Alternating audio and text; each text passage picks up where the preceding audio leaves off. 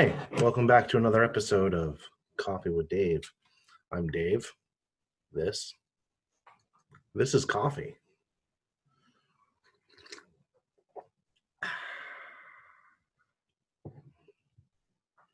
Yeah. Trying this new variety pack that was given to us with a bunch of flavored coffee. This one is like chocolate and cherry, which is a very strange combination for coffee, I think. And lives up to my expectations. So, we're going to be talking about books today and some recommendations that I have for everybody. Because, as they say, leaders are readers. And reading is fundamental. As has also been said, never trust anyone that doesn't read. All right, so we're going to go through this here. I have a stack right next to me. Now, some of these we have done in our company book club, but some of them are not. So the first one I'm going to go with is Essentialism by Greg McKeowen. It's a New York Times bestseller. And Essentialism is more than a time management strategy or a productivity technique. It is a systematic discipline for discerning what is absolutely essential, then eliminating everything that is not, so we can make the highest possible contribution towards the things that really matter.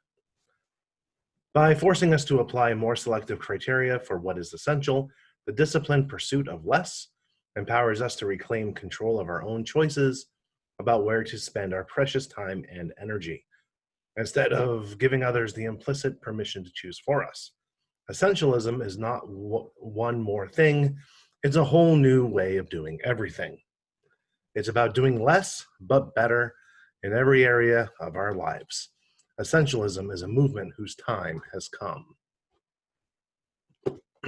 So, very good book about cutting out all the static, all the noise, and getting the most important things done.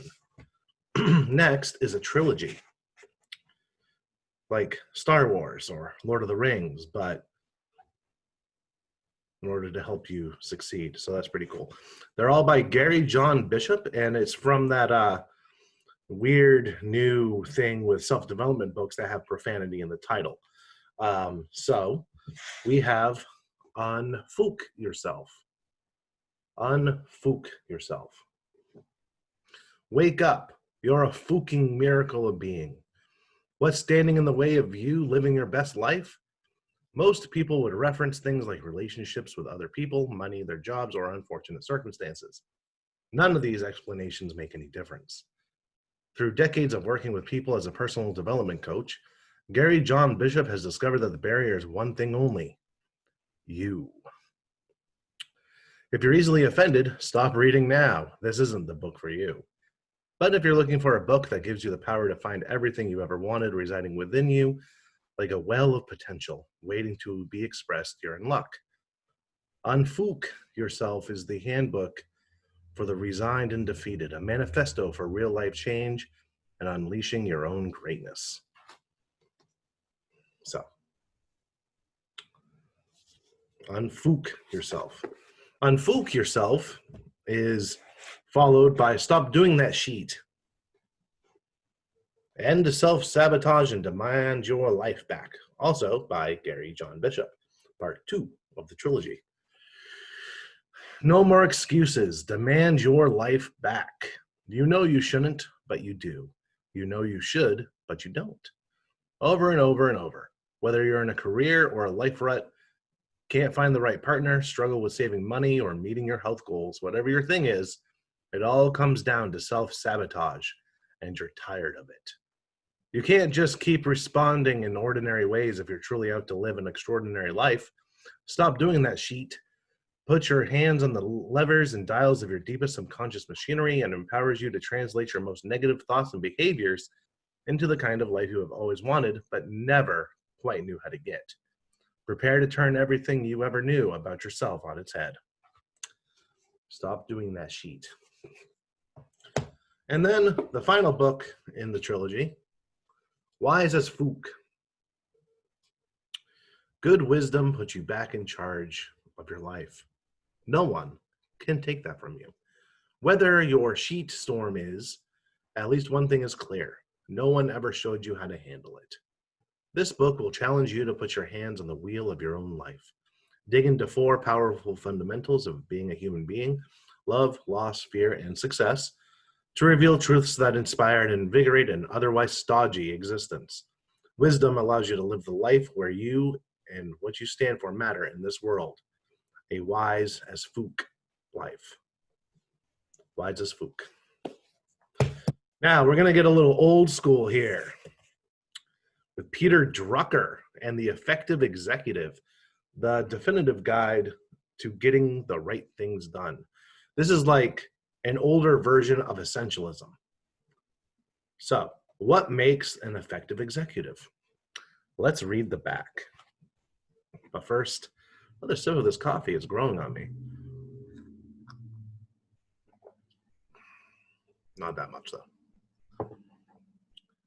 The measure of the executive, Peter F. Drucker reminds us, is the ability to get the right things done. This usually involves doing what other people have overlooked, as well as avoiding what is unproductive. Intelligence, imagination, and knowledge may all be wasted in an executive job without the acquired habits of mind that mold them into results. Drucker identifies 5 practices essential to business effectiveness that can and must be learned. Managing time, choosing what to contribute to the organization, knowing where and how to mobilize strength for best effect, setting the right priorities, knitting all of them together with effective decision-making. Ranging widely through the annals of business and government, Peter F. Drucker demonstrates the distinctive skill of the executive and offers fresh insights into old and seemingly obvious business situations. This book originally came out in 1967, and yet it still applies today. And a lot of the newest self-development business time management books steal from this book. Maybe not steal, maybe just reiterate, but you see that a lot with other books and How to Win Friends and Influence People. Really, all you have to do is read that one and you can cut the self-development catalog in half, honestly. Next one is Leadership Strategy and Tactics by Jocko Willink. Jocko Willink is one of my favorite authors right now. Leadership is the most challenging of human endeavors. It is often misunderstood. It can bewilder, mystify, and frustrate even the most dedicated practitioners. Leaders at all levels are often forced to use theoretical guesswork to make decisions and lead their troops. It doesn't have to be that way. That part's all caps, by the way, if you can see that. There are principles that can be applied and tenets that can be followed. There are skills that can be learned and maneuvers that can be practiced and executed. There are leadership strategies and tactics that have been tested and proven on the battlefield, in business, and in life. So, this is a good one, actually. This took me like a day and a half to read, and I think I'm going to go through it again. It's pretty good. The next one is Growth Hacker Marketing by Ryan Holiday. Mega brands like Dropbox, Instagram, Snapchat, and Airbnb were barely a blip on the radar years ago, but now they're worth billions, with hardly a dime spent on traditional marketing. No press releases, no TV commercials, no billboards. Instead, they relied on growth hacking to reach users and build their businesses. Growth hackers have thrown out the old playbook and replaced it with tools that are testable, trackable, and scalable. They believe that products and businesses should be modified repeatedly until they're primed to generate explosive reactions.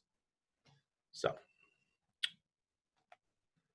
this, if you're thinking of starting a business, if it's selling chocolates or selling things on Etsy or selling whatever, this is a good book to get.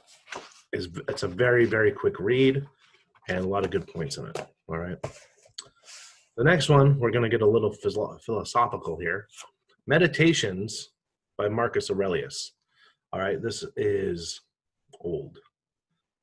One of the world's most famous and influential books, Meditations by the Roman Emperor Marcus Aurelius, who lived from the year 121 to 180, incorporates the Stoic precepts he used to cope with his life as a warrior and administrator of an empire.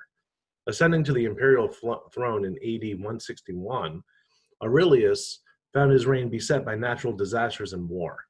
In the wake of these challenges, he set down a series of private reflections, outlining a philosophy of commitment to virtue above pleasure and tranquility above happiness. So, if you're ever interested in Stoic philosophy, this is a good book to read. The copy that I have is the cheap version off of Amazon. It was like $3, and the print is really small. But there is a wealth of knowledge in here. If you're interested in Stoic philosophy, this one, Epictetus and Seneca are other ones. And Tim Ferriss released the Tao of Seneca, which is all of Seneca's letters to his friend Lucretius or whatever. So Luke, I'll call him. And they're worth reading. A lot of them are very, very, very relevant to life today. It's amazing. It's amazing how humans haven't changed in 2,000 years. The next one. Oh, the next one. Tools of Titans by Tim Ferriss. And this thing is a brick. Oh, look. It's like bigger than my head. All right. So, fitness, money, and wisdom. Here are the tools. Over the last 2 years, #1 New York Times bestselling author Tim Ferriss has collected the routines and tools of the world-class performers around the globe.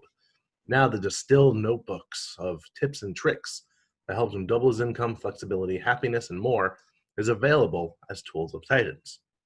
Among hundreds of tactics, you will learn how to optimize your mornings with Tony Robbins' priming routine, how to go on the offense in your life like billionaire investor Chris Sacca, how Arnold Schwarzenegger, St. Arnold himself, the Terminator, the Governator, uses psychological warfare and how he made millions before movie stardom, how the Wizard of Hollywood, Robert Rodriguez, turns weaknesses into strengths, how to overcome setbacks and failure like former Navy SEAL Jocko Willink, how to push through fear and instill confidence like Jamie Foxx, how to find and stress test opportunities like iconic entrepreneur Mark Anderson, how to ask questions like best-selling author Malcolm Gladwell, how legendary music producer Rick Rubin uses saunas and tiny homework assignments, how comedian Mike Birbiglia got President Obama to say poo, and how to engage with celebrities, how to get unstuck in your creative work like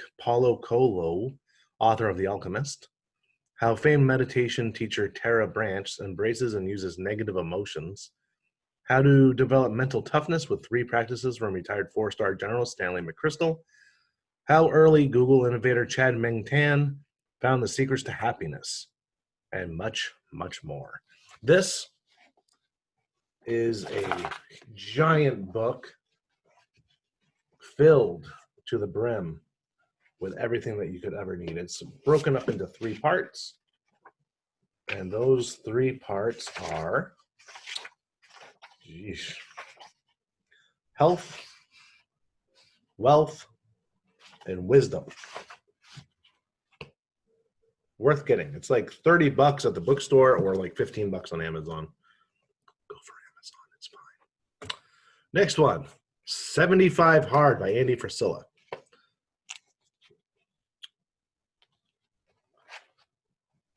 Okay.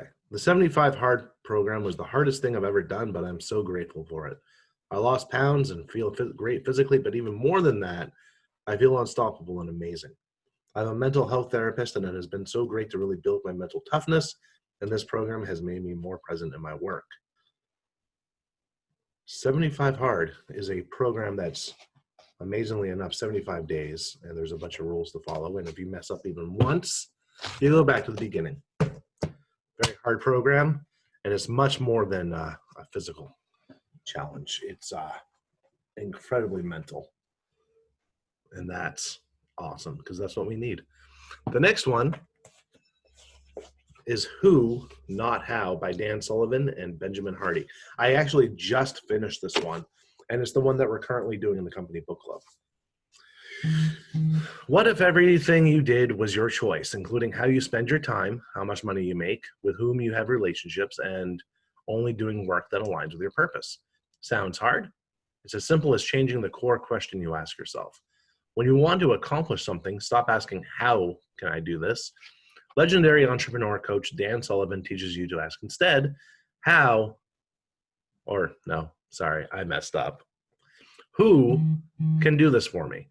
This question at the heart of the who, not how philosophy may seem simple, but don't let the lack of complexity fool you. By mastering who, not how, you will quickly learn how billionaires and successful entrepreneurs like Dan build incredible businesses and personal freedom along with massive success. Making this shift involves retraining your brain to stop limiting your potential and based on what you can do on your own, and instead focus on the infinite and endless connection between yourself and other people, as well as the limitless transformation possible through those connections. Whether you want to build a successful business, free up thousands of hours of your life to focus on the areas of your life that matters most to you, build teams to support your vision, or expand your capacity for wealth, innovation, relationships, and joy, Dan Sullivan's Who, Not How framework is the solution. And I just got this. I just finished it. It's good. Next one, going a little bit away from the self-development books. The Imitation of Christ by Thomas Kempis. The classic of Christian devotional literature has brought understanding and comfort to millions for centuries. Both Protestants and Catholics, as well as mystics and historians of religious thought, have studied these meditations on the life and teaching of Jesus, finding in them a path to prayer and spiritual guidance. Written in a candid and conversational style, The Imitation of Christ discusses liberation from worldly inclinations, recollection as a preparation for prayer, the consolations of prayer, and the place of Eucharistic communion in a devout life. With its simple, readable text, this translation will appeal to new readers as well as those already familiar with this religious classic. So, this is a book that I've read a couple of times now, and it's well worth the read. I mean that. I'll read a little passage out of it here. That is the greatest wisdom, to seek the kingdom of heaven through contempt of the world. It is vanity, therefore, to seek and trust in riches that perish. It is vanity also to court honor and to be puffed up with pride. It is vanity to follow the lusts of the body and to desire things for which severe punishment later must come. It is vanity to wish for long life and to care little about a well-spent life. It is vanity to be concerned with the present only and not to make provision for things to come. It is vanity to love what passes quickly and not to look ahead where eternal joy abides. Often recall the proverb, the eye is not satisfied with seeing, nor the ear filled with hearing. Try, moreover, to turn your heart from the love of things visible and bring yourself to things invisible. For they who follow their own evil passions stain their consciences and lose the grace of God. Imitation of Christ. And last but not least, a work of Western mythology. And I mean that. The Greeks had the Iliad, they had Homer. The Babylonians had the Epic of Gilgamesh. We have the Lord of the Rings. Yes, the Lord of the Rings by J.R.R. Tolkien. I shouldn't even have to read what it's about. It's a work that defined Western literature for the entire 20th and so far the 21st century. There's hardly anything that we have now that would be around in a fictional setting without the Lord of the Rings to pave the way. And yeah, that's incredibly nerdy, but I'm a nerd, and I think that the Lord of the Rings is the pillar of Western literature, folklore, and mythology. So, with that said, finish your coffee, read some good books, and I'll see you next time.